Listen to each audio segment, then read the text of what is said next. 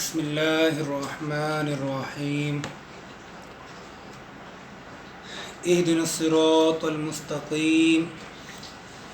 صدق اللہ العظیم۔ عزیزان مکرم، آج ہم سلسلہ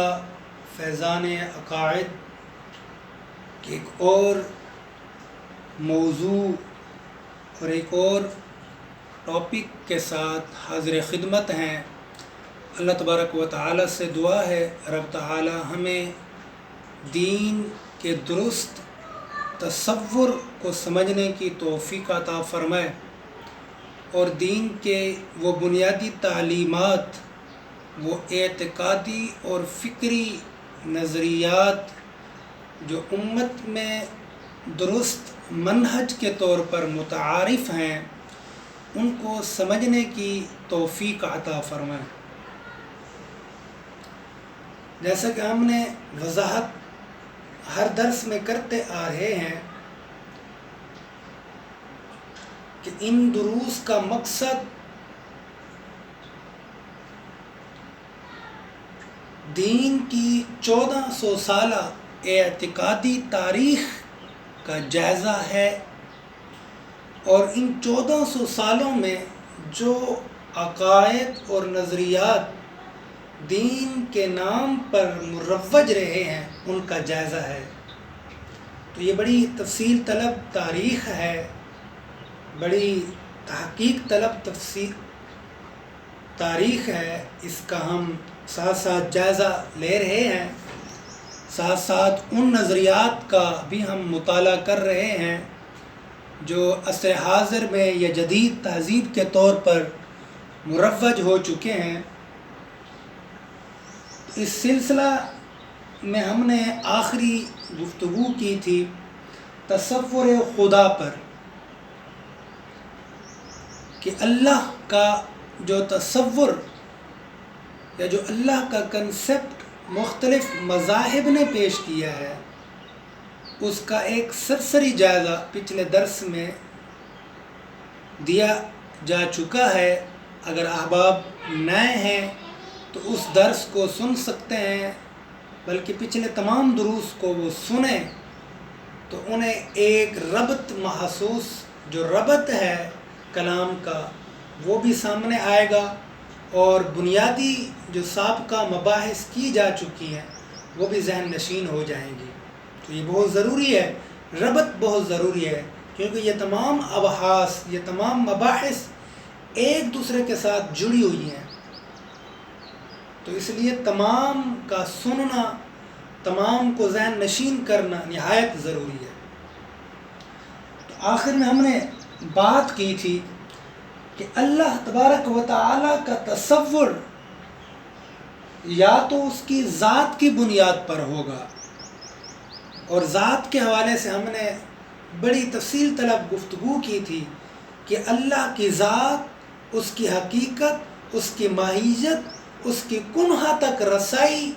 ہماری عقل محدود کے لیے ناممکن ہے، کیونکہ ہم ایک محدود عقل کے ساتھ پیدا ہوئے ہیں،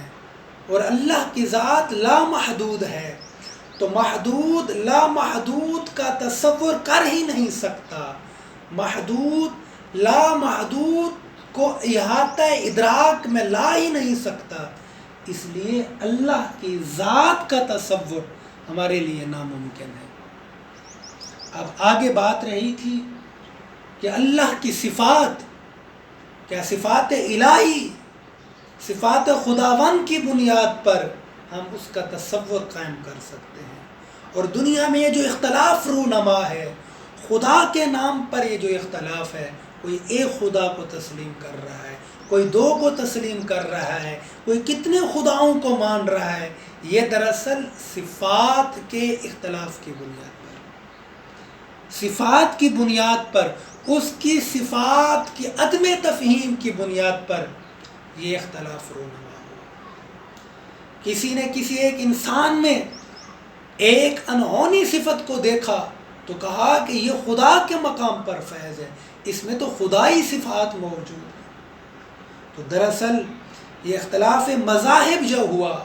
تصورات میں جو اختلاف ہوا، یہ صفات کی بنیاد پر ہوا۔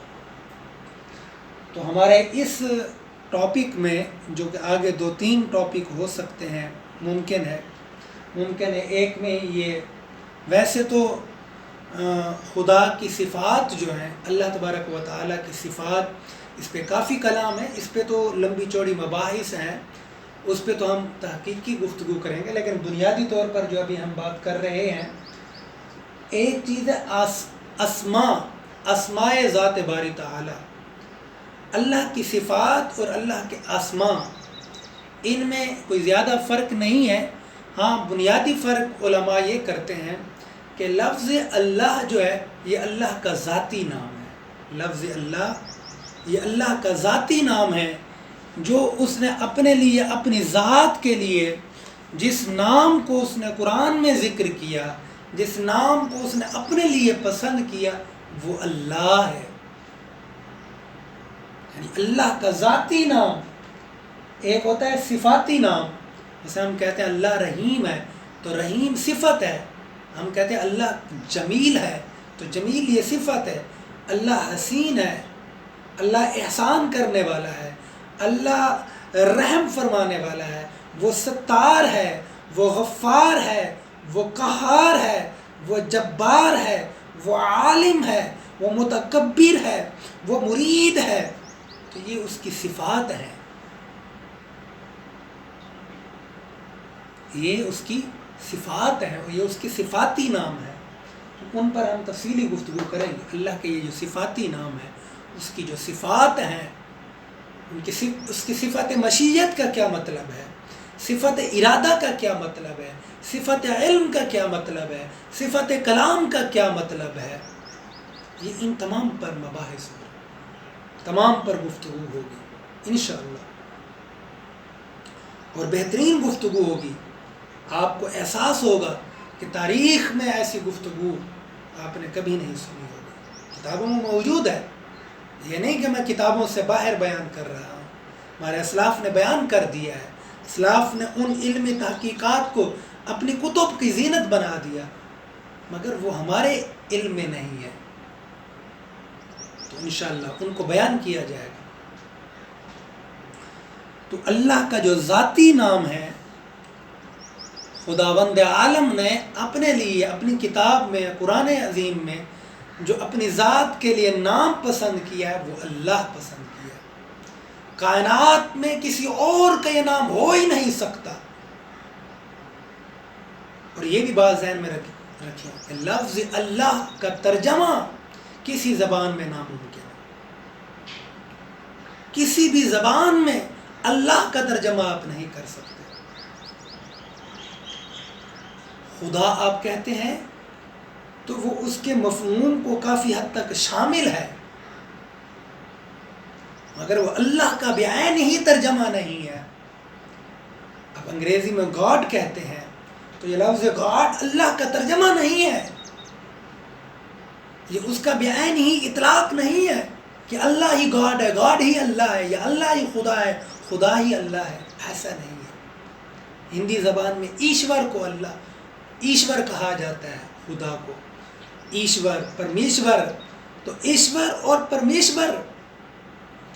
اللہ پر ان کا اطلاق تو ہو سکتا ہے، مگر یہ اللہ کا ترجمہ نہیں ہے۔ خدا کا اللہ کی ذات پہ اطلاق تو ہو سکتا ہے کہ خدا جس مفہوم کو شامل ہے، اللہ کی ذات کے اندر وہ مفہوم پایا جاتا ہے، تو یہ اطلاق تو ممکن ہے۔ ایشور اور پرمیشور کا جو مفہوم ہے، وہ اس مفہوم کا اطلاق اللہ کی ذات پہ تو ہو سکتا ہے، مگر ایشور اور پرمیشور کو بعین ہی اللہ قرار دیں، یہ ناممکن ہے، یہ نہیں ہو سکتا۔ گاڈ کو بعین ہی آپ اللہ قرار دے دیں، یہ نہیں ہو سکتا۔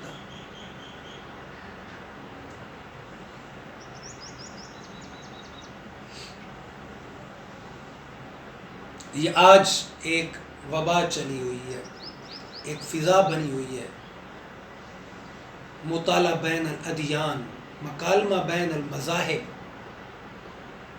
اس میں کیا ہوتا ہے، مختلف ادیان کے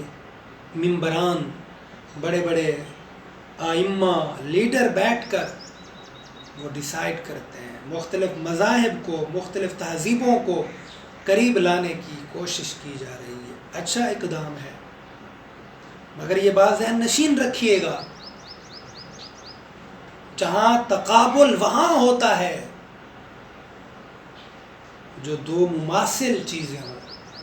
جن دو چیزوں میں مماثلت پائی جاتی ہو تو وہاں تقابل ہوتا ہے۔ آپ تقابل ادیان ضرور کریں،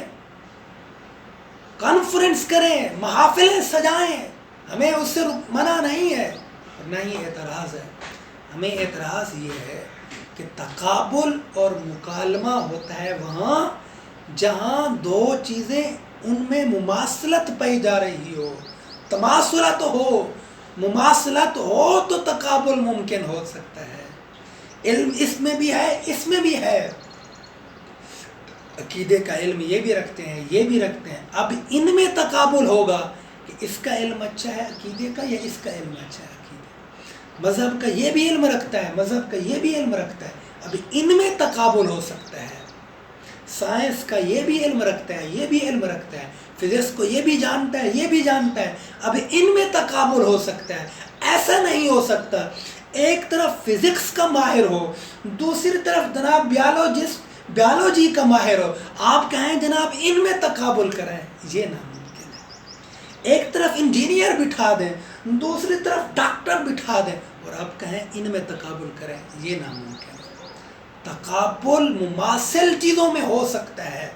اسلام ہندوازم نہیں ہے، ہندوازم اسلام نہیں ہے، عیسائیت اسلام نہیں ہے، یہودیت اسلام نہیں ہے، سکھزم اسلام نہیں ہے، جین مت اسلام نہیں ہے۔ یہ تمام الہامی اور غیر الہامی مذاہب اسلام کے علاوہ وہ اسلام نہیں ہے۔ ان کے مماثلات ایک جیسے نہیں ہیں، ان کے فضائل ایک جیسے نہیں ہیں، ان کی تعلیمات اسلام جیسی نہیں ہیں، تو پھر اسلام کا ان کے ساتھ تقابل کیوں کیا جا رہا ہے؟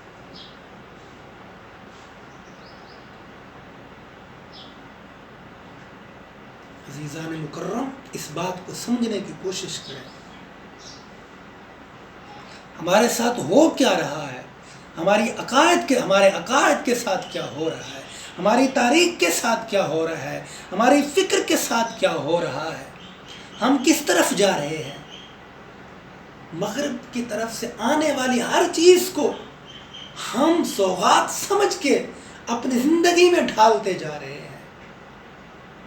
یہ تقابل ادیان کا آج سے 2 صدیوں پہلے تو کہیں چرچا نہیں تھا،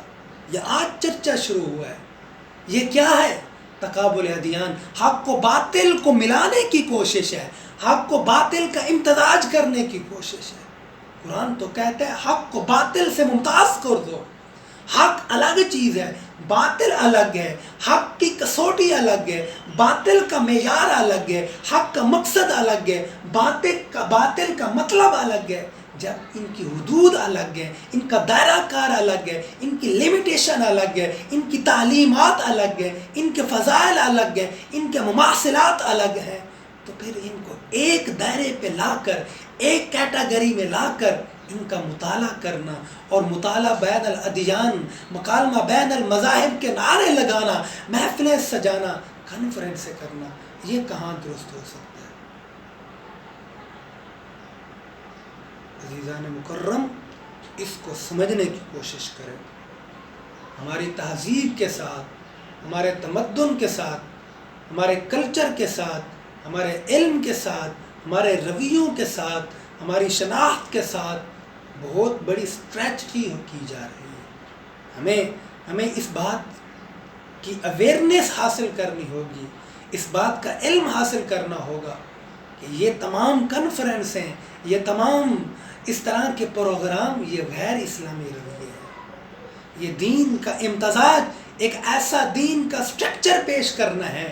جدیدیت